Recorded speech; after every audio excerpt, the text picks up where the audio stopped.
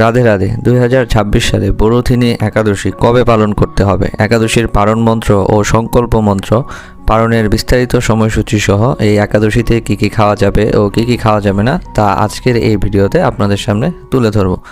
তো চলুন আমরা শুরু করি।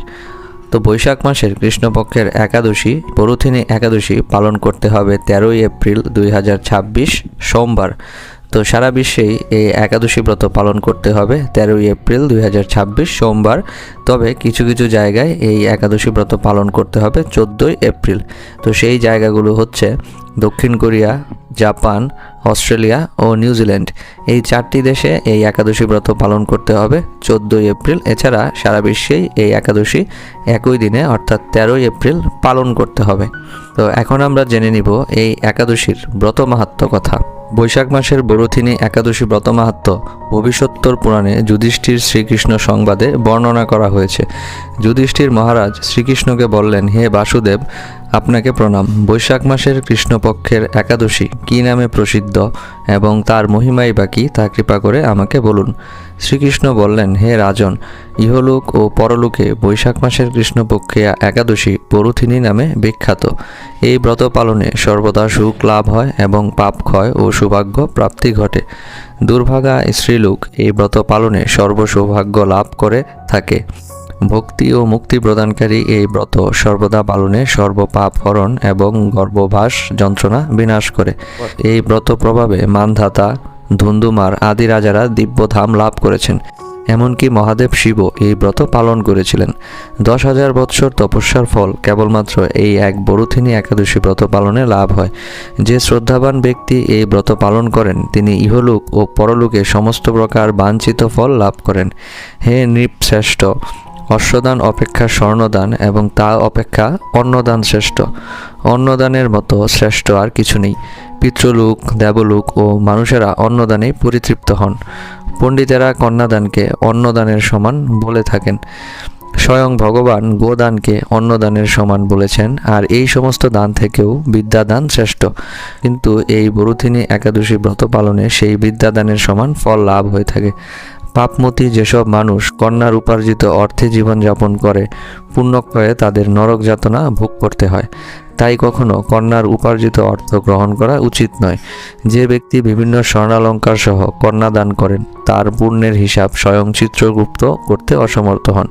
কিন্তু বরুথিনী ব্রত পালনকারী কন্যাদান থেকেও বেশি ফল লাভ করেন। ব্রতকারী ব্যক্তি দশমীর দিনে কাঁসার পাত্রে ভোজন, মাংস, মসুর, ছোলা, শাক, মধু, অন্যের প্রদত্ত অন্ন গ্রহণ, 2 বার আহার ও মৈথুন এসব অবশ্যই বর্জন করবে। দ্রুতক্রীড়া, নেশাজাতীয় দ্রব্য, দিবানিদ্রা, পরনিন্দা, পরচর্চা, প্রতারণা, চুরি, হিংসা, মৈথুন, ক্রোধ ও মিথ্যা বাক্য একাদশীর দিনে বর্জনীয়। কাঁসার পাত্রে ভোজন, মাংস, মসুর, মধু, তেল, মিথ্যা ভাষণ, ব্যায়াম, 2 বার আহার ও মৈথুন এসব দ্বাদশীর দিনে পরিত্যাজ্য। হে রাজন, এই বিধি অনুসারে বরুথিনী ব্রত পালনে সকল প্রকার পাপের বিনাশ এবং অক্ষয় গতি লাভ হয়। যিনি হরিবাসরে রাত্রি জাগরণ করে ভগবান জনার্দনের পূজা করেন তিনি সর্বপাপ মুক্ত হয়ে পরম গতি লাভ করেন। তাই সূর্যপুত্র যমরাজের যাতনা থেকে পরিত্রাণের জন্য পরম যত্নে এই একাদশী ব্রত পালন করা কর্তব্য। বরুথিনী একাদশীর ব্রতকথা শ্রদ্ধাভরে পাঠ বা শ্রবণ করলে সহস্র গোদানের ফল লাভ হয় এবং সর্বপাপ থেকে মুক্ত হয়ে বিষ্ণুলোকে গতি লাভ হয়। এখন আমরা জেনে নিব এই একাদশীতে কি কি খাওয়া যাবে এবং কি কি খাওয়া যাবে না। আপনারা জানেন একাদশীতে সকল প্রকার পঞ্চরবি শস্য বর্জনীয়, অর্থাৎ চাল, ডাল, ছোলা, গম, ভুট্টা এসব একাদশীর দিন আপনাদেরকে খাওয়া বর্জন করতে হবে। আপনারা একাদশীর দিন শুধু ফল বা দুধ গ্রহণ করে একাদশী ব্রত পালন করতে পারবেন। এছাড়া আপনারা সাগুর তৈরি পায়েস বানিয়েও এই একাদশীর দিন গ্রহণ করতে পারেন।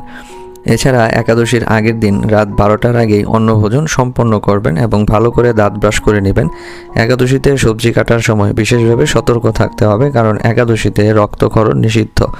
একাদশীতে আপনারা লবণ হিসেবে সৈন্ধব লবণ ব্যবহার করতে পারেন। 5 ফোড়নের ব্যবহারের ক্ষেত্রে আপনাদেরকে সতর্ক থাকতে হবে, কারণ 5 ফোড়নে সরিষার তেল ও তিল মিশ্রিত থাকতে পারে। এছাড়া একাদশীতে আপনারা সয়াবিন তেল ব্যবহার করতে পারবেন না। আপনারা সয়াবিন তেলের পরিবর্তে সানফ্লাওয়ার অয়েল বা সূর্যমুখী তেল ব্যবহার করতে পারবেন। একাদশীতে ক্ষৌরকর্ম নিষিদ্ধ, অর্থাৎ চুল দাড়ি ও নখ কাটা যাবে না। একাদশীতে সকল প্রকার নেশাদ্রব্যও বর্জন করতে হবে। একাদশীর দিন সকালে আপনারা ব্রহ্ম মুহূর্তে উঠে একাদশীর সংকল্প মন্ত্রটি পাঠ করবেন। এখন আমি আপনাদেরকে জানাবো একাদশীর সংকল্প মন্ত্রটি। একাদশীর সংকল্প মন্ত্রটি হচ্ছে একাদশাম নিরাহার স্থিতা অহম অপেরোহণি ভক্ষামি পুণ্ডরীকাক্ষ শরণম্যে ভবাচ্যুত। অনুবাদ: হে পুণ্ডরীকাক্ষ, হে অচ্যুত, একাদশীর দিন উপবাস থেকে এই ব্রত পালনের উদ্দেশ্যে আমি আপনার শরণাপন্ন হচ্ছি। এখন আমরা জেনে নেব একাদশীর পারণ মন্ত্র ও পারণের নিয়ম। একাদশীর পরদিন অর্থাৎ দ্বাদশী তিথির সূর্যোদয়ের পর নির্দিষ্ট সময়ের মধ্যে একাদশীর ব্রতের পালন করতে হয়। ভগবানকে অন্নপ্রসাদ নিবেদন করে তা একাদশীর দিন গ্রহণ করে পালন করতে হয়। একাদশীর পর নির্দিষ্ট সময়ের মধ্যে পালন করলেই একাদশীর পুণ্যফল লাভ হয়। মহাদ্বাদশী ব্রত উপস্থিত হলে একাদশীর পরের দিন অর্থাৎ মহাদ্বাদশী তিথিতেই একাদশী ব্রত পালনের বিধান রয়েছে, যে কারণে আপনারা অনেকেই একাদশী দেখতে পান যে পরাহে হয়ে থাকে। তো একাদশীর পারণ মন্ত্রটি হলো একাদশাং নিরাহার ব্রতে না নেন কেশব প্রসিদ সম্মুখনাথ জ্ঞান দৃষ্টি পদভব। অনুবাদ হচ্ছে: হে কেশব, আমি একাদশীর এই ব্রতে নিরাহারে উপবাস করেছি। হে নাথ, এই ব্রত দ্বারা আমার প্রতি প্রসন্ন হয়ে আমাকে জ্ঞান দৃষ্টি তথা জ্ঞান চক্ষু দান করুন। এখন আমরা জেনে নিব এই একাদশীর পালনের বিস্তারিত সময়সূচি। তো 2026 সালের এই বড়থিনী একাদশীর পালন করতে হবে মঙ্গলবার অর্থাৎ 14 এপ্রিল পশ্চিমবঙ্গের সময় অনুযায়ী সকাল 6:57 থেকে 9:29 মধ্যে, এবং বাংলাদেশের সময় অনুযায়ী পালন করতে হবে সকাল 7:27 থেকে সকাল 9:46 মধ্যে। অর্থাৎ আপনারা একাদশী পালন করবেন 13 এপ্রিল সোমবার এবং পালন সম্পন্ন করবেন 14 এপ্রিল মঙ্গলবার। তো প্রিয় ভক্তবৃন্দ, আমি আশা করি আজকের এই ভিডিওর মাধ্যমে আপনারা বিস্তারিতভাবে জানতে পেরেছেন এই বড়থিনী একাদশী কবে পালন করতে হবে, কিভাবে পালন করতে হবে এবং পালনের বিস্তারিত সময়সূচি। তো এই ভিডিওটি ভালো লেগে থাকলে ভিডিওতে একটি লাইক দিয়ে চ্যানেলটিকে সাবস্ক্রাইব করে আমাদের পাশে থাকার বিনীত অনুরোধ জানিয়ে আজকের ভিডিওটি এখানেই শেষ করছি। সবাইকে রাধে রাধে।